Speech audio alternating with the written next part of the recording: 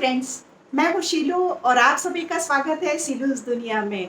I hope आप सब तंदुरुस्त होंगे, हैप्पी होंगे, अपनी लाइफ में बिज़ी होंगे। हम सब रिश्तों में जीते हैं और रिश्ते, हर एक रिश्ता हमारे लिए बहुत ही अहम होता है। जैसे कि हम हमारा पेरेंट्स के साथ रिश्ता होता है, बच्चों के साथ रिश्ता होता है, हस्बैंड के साथ होता है, पार्टनर होता है उसके साथ होता है, भाई बहन का रिश्ता होता है, दोस्त का रिश्ता होता है। यानी हम कितनी वैरायटी वाले रिश्ते निभाते हैं और जीते हैं। और कई रिश्ते ऐसे होते हैं जिसके लिए हमें अंदर से भरोसा होता है कि ये रिश्ता मेरा बहुत ही मजबूत रिश्ता है और ये रिश्ता मेरा कभी टूटने वाला नहीं है। और अगर मिसअंडरस्टैंडिंग हुई तो मैं उसे करेक्ट कर सकती हूँ। पर कुछ रिश्ते ऐसे होते हैं जो हमने थोड़े खींच-खाच के, थोड़ा एडजस्ट करके, थोड़ा कॉम्प्रोमाइज़ करके जैसे-तैसे वो निभा रहे होते हैं वो रिश्ते, और हमें अंदर से पता होता है। वो रिश्ते ऐसे खोखले रिश्ते होते हैं जिसके लिए हमें हमेशा डाउट रहता है कि कहीं मेरा ये रिश्ता टूट ना जाए, कहीं मेरे हाथ से ये फिसल ना जाए, या मैं कहीं अकेलापन ना महसूस करूँ, मेरे हाथ से ये रिश्ता निकल जाएगा तो। तो ये जो रिश्ते हैं, वो थोड़ा हमें वो अपना आत्मसम्मान एक साइड पे रखवा देते हैं, या फिर हमें वो बोझ जैसे लगते हैं, या फिर हमें ऐसा लगता है कि ये एक तरफ़ी रिश्ता ही है मेरा। तो ये ऐसे रिश्तों के बारे में आज हम बात करेंगे। जब हम तकलीफ में होते हैं तो रिश्ते हमें सपोर्ट देते हैं, हमारे दुख में हमारे साथ खड़े रहते हैं, या हम खुश होते हैं तो हमारी खुशियाँ बाँटते हैं, हमें हमें वो अपनापन देते हैं, हमें लाइफ में अकेलापन महसूस नहीं होने देते, हमारी फ़िक्र करते हैं। वो सब रिश्ते हमें बहुत ही दिल के करीब होते हैं और बहुत ही हमें अच्छे भी लगते हैं। और ये रिश्ते ऐसे भी होते हैं कि जो इतने मजबूत होते हैं जिसके बारे में हमें डर नहीं लगता, पर जो जिस रिश्तों के बारे में हमें डर लगता है, वो रिश्ते कैसे होते हैं उसकी बात आज करेंगे, क्योंकि वो रिश्ते हर समय आपको आपका आत्मसम्मान और आपकी पहचान दोनों खो देते हैं। आप वो रिश्ते निभाते-निभाते और फिर भी आप हमेशा डाउटफुल और टेंशन में रहते हैं। आपकी मानसिक शांति डिस्टर्ब हो जाती है और हमेशा आप इस स्ट्रेस में रहते हैं कि कहीं ये ना हो जाए, कहीं ये इंसान मुझे छोड़ के चला ना जाए, कहीं मेरे साथ गलत ना हो जाए।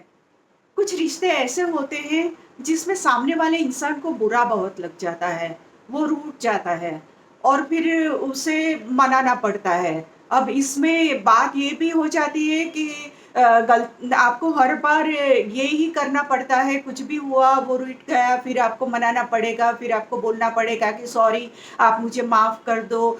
और कई बार तो ये होता है कि आपकी गलतियाँ ही नहीं है, फिर भी आप बैक टू नॉर्मल होने के लिए भी कह देते हो कि चलो यार मुझे माफ़ कर दो, मेरे से गलती हो गई। और ये बात सामने वाला इंसान समझ जाता है कि आप इस रिश्ते के लिए थोड़े कमज़ोर हो, यानी कि आप ज़्यादा इस रिश्ते को निभाने की कोशिश कर रहे हो, इसलिए वो इंसान फिर आपके आपके पास हर बार यही एक्सपेक्टेशन रखेगा। और ज़्यादातर उसकी ये मानसिक हालत होती है कि जो उसने इमेजिनेशन की है उस टाइप का आपको चेंज करने का उसका नज़रिया रहता है। यानी आप अलग इंसान हो, पर उसने सोचा है कि आप ऐसे इंसान बन जाओ, उस हिसाब से वो आपको चेंज करने की कोशिश करता रहेगा। तो ऐसे इंसान के साथ जो रिश्ता है वो आपको हमेशा स्ट्रेस ही देगा। हर बार आप डर-डर के जियोगे कि कहीं उसको बुरा ना लग जाए, कहीं वो दुखी और खफ़ा ना हो जाए मुझसे। तो फिर आपको अपने आप पे सेल्फ कॉन्फिडेंस भी आपका कम होने लगेगा, आपकी पर्सनैलिटी चेंज, आपकी पहचान भी चेंज होने लगेगी।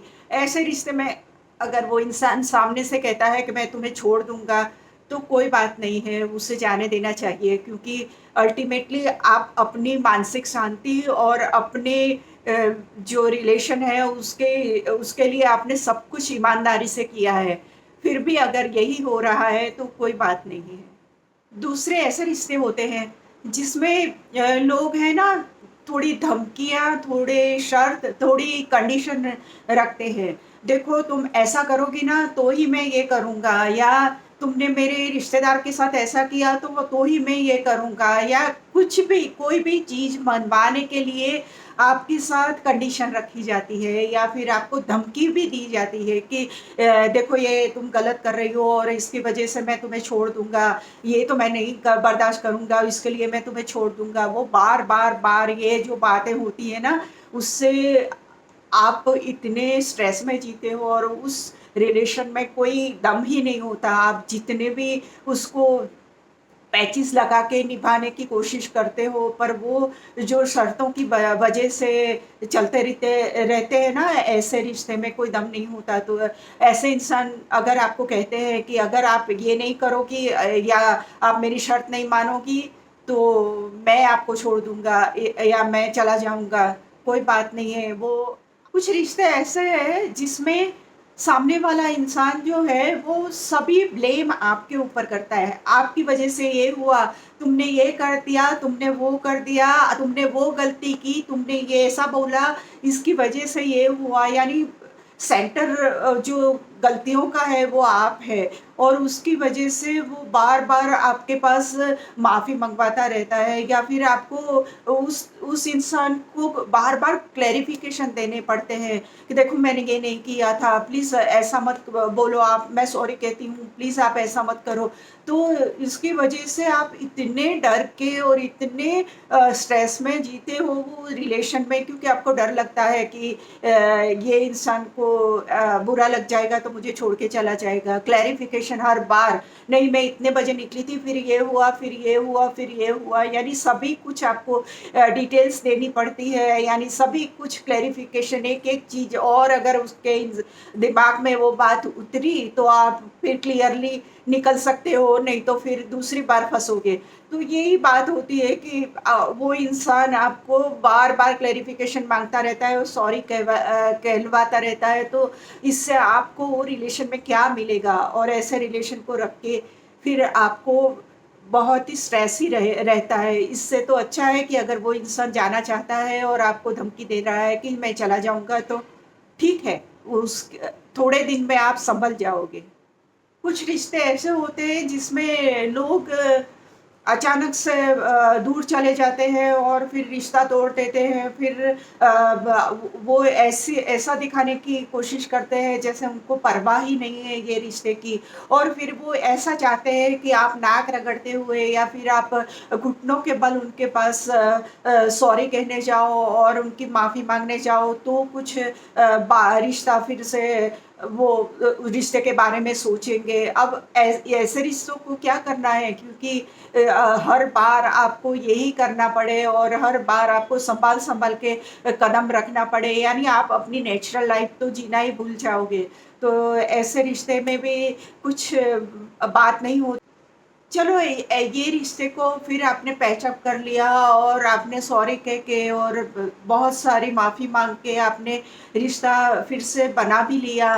पर उससे ये रिश्ता अगर आप ज़िंदा कर सकोगे, पर आप अंदर से मर जाओगे, क्योंकि आप इतने डर-डर के, सहम-सहम के और इतने अंदर से टूट जाओगे, क्योंकि बार-बार आपने आपने अपने आत्मसम्मान को ठेस पहुँचाई है, अपनी गैरत को ठेस पहुँचाई है, तो आपको वो रिश्ते में ना तो कुछ मिलेगा, ना अपने आप से कुछ उम्मीद रहेगी।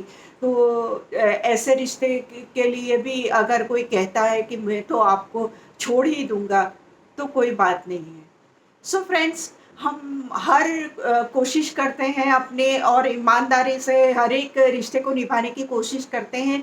फिर भी कई बार हमारी लाइफ में ऐसी बातें हो जाती है कि जिससे हमें सोचना पड़ता है कि, और ये ज़रूरी भी है कि हमें सोचना चाहिए कि इस रिश्ते में ये रिश्ता मेरे लिए बोझ बनता जा रहा है, या फिर कई बार आपको ऐसा रियलाइज़ होगा कि मैं अपना आत्मसम्मान खो रही हूँ, या कई बार ऐसा लगेगा कि मेरी पहचान ही मैंने खो दी है, या फिर वो रिश्ता आपके लिए इतना बर्डन बन जाएगा कि आपके मानसिक शांति और आपका जो सुकून है वो सब आप खो दोगे। उसके बदले में आपको जो चाहिए वो कुछ भी नहीं मिलेगा और आपको सिर्फ़ मेंटल स्ट्रेस ही रहेगा। सो फ्रेंड्स, रिश्तों की जो इम्पोर्टेंस है वो हम सब जानते हैं और हम चाहते हैं कि हमारे हर एक रिश्ते में हम इतने ही ईमानदार रहें और इतनी ही शिद्दत से हम उसे निभाने की कोशिश करें।